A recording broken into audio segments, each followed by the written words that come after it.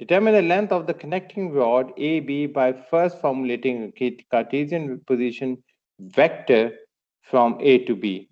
And then we are going to find the magnitude of its magnitude.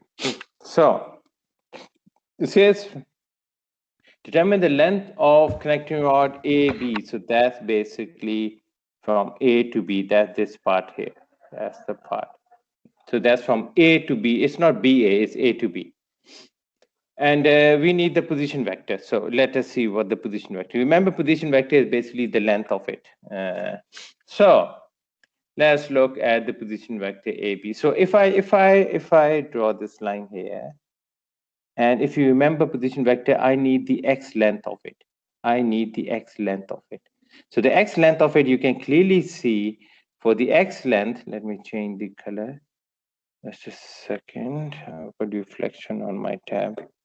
Okay, now it's fine. Okay, so I want the x length, and x length you can see is here and also here. That's the x length. So I can get the x length out, and then is the y length. We look at the y length. Y length is from here to here. Again, we can get it out from this A here. Okay, because the alpha is given, so you can easily find out the two vectors. So knowing the alpha, I can easily find out this distance, which is same as this distance, and I can easily find out this distance here. So position vector A to B. So that basically is distance from here to here in that direction. So is this the positive x direction or is the negative x direction? It is the positive x direction. So my x value will be positive. Then we look at the y distance. Y is here from A to B. So that is this distance.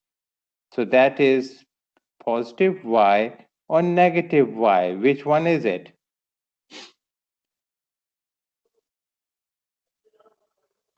Negative y. It is negative y because this is acting downwards. So my position vector would be easily, you can figure it out, is this distance plus this distance.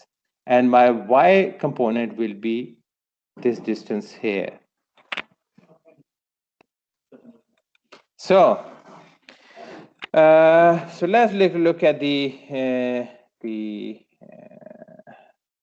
solution, which I've done it already. So let me get rid of all this.